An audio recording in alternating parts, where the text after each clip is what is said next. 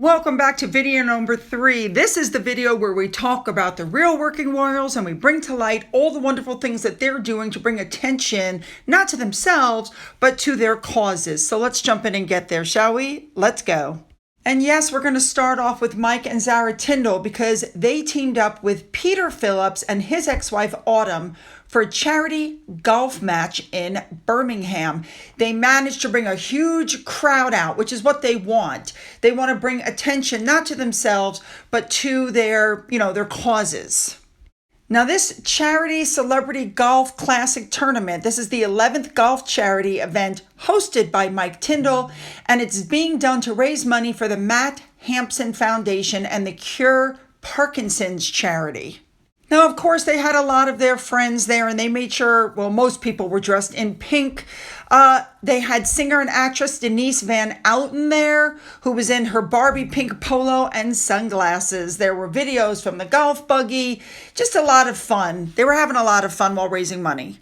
And just as an FYI, Zara said she hoped the kids would learn so they could all play together as a family. All right, let's move on. Let's move on to Princess Anne, who hosted a garden party at Buckingham Palace for the Not Forgotten Association. Not Forgotten is an association that fights isolation and loneliness for injured and disabled armed forces community through challenges and social activities.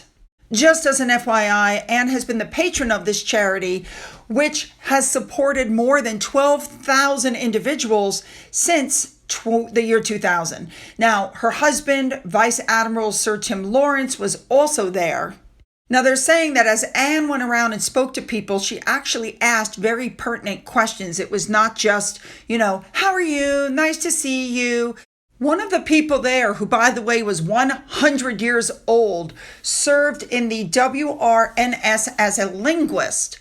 And she said, it was a woman, and she said, I didn't get a chance to have a really long chat exactly with Anne, but she knew all about the WRNS. And so she was able to ask the right questions. I told her we had just been over to France and for a holiday, but we were in Normandy and I talked to a school there in English, and they just had these wonderful conversations. A bagpipe was playing and the people were given ice cream and other refreshments. Apparently it was a very sunny day. Also, celebrity supporter of the charity, Tony Blackburn, who is a musician and a presenter, also joined in on the day. You guys already know how much I love Anne. Let's move on. Let's move on to one of my favorites, Secret Weapon Sophie. I've been calling her that for years. I noticed that they've started calling her that in the paper. Anyway, she was wearing this absolutely gorgeous emerald green gown. She was with her husband, Prince Edward, and they did the ceremony of the keys while they visited Scotland.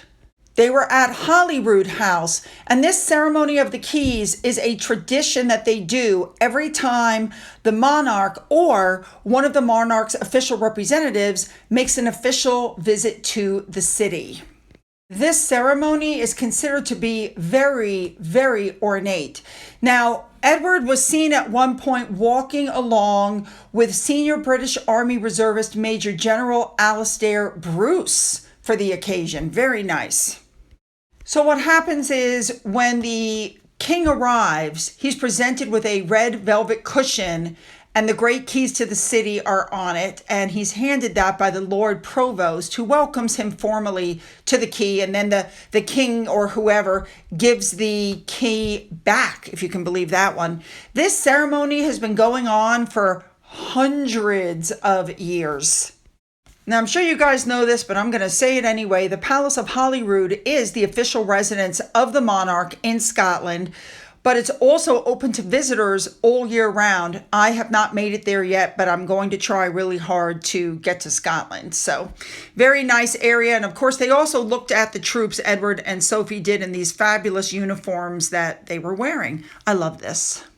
One more thing with Edward, he had a thing going on at Buckingham Palace, and he had the Wiggins Center for people with additional needs. These trainees actually went there. Now, Edward has met the trainees and the staff several times, and this place offers an opportunity for trainees, including on-site vocations, the Duke of Edinburgh Award, and off-site work placements. I think that's just wonderful. Next up, we have Queen Camilla. These may not be in the correct order. It looks like first she went to visit the Church of St. Mary. And Camilla also met members of local organizations, including the Royal Voluntary Service and Mothers Union at the church before she went walking the streets and, talking to people. And of course, she got some absolutely gorgeous flowers from the crowd. I just love this. You can just tell that people just really like her.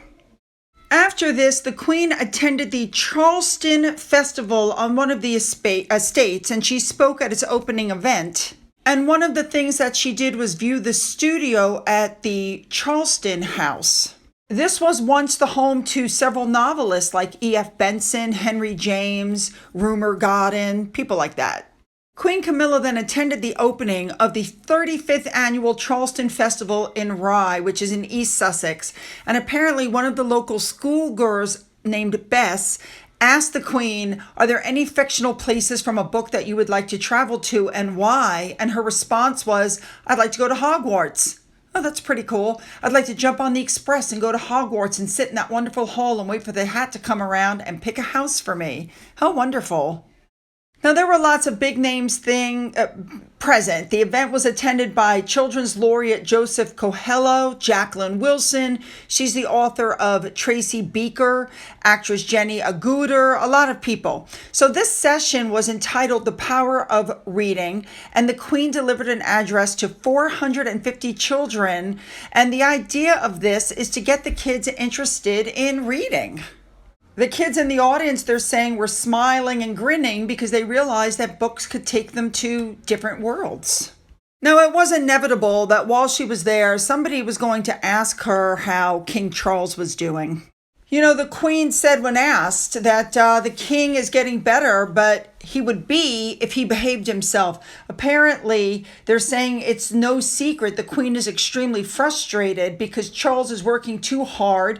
He's had 5 major events in 48 hours this week, and he's upset that there are things he'd like to go to, and they're telling him no, he needs to take it a little bit easy. While he's been cleared by the doctors, she's mad he's overdoing it. All right, moving on. Also, still sticking with King Charles, it's been announced that he will be attending D-Day commemorations in France. Good for him. I know he wanted to really go. All right, let's move on.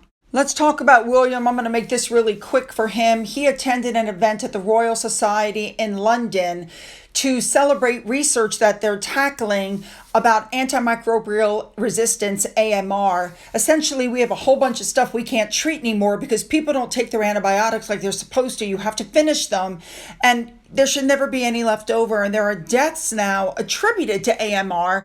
And William is now the patron of the Appeal to Create the Fleming Initiative. This is a global movement based out of St. Mary's Hospital where all of his children were born to help get this under control. And then some lovely pictures came out of him attending a reception afterwards. The UNO was there, United Nations organizations. Lots of people were there. This is super, super important. You go, William. Moving on. And finally, Eugenie and Beatrice, who did not go to St. Paul's Cathedral to be with Harry on the 10-year anniversary of the Invictus Games. No members of the royal family went.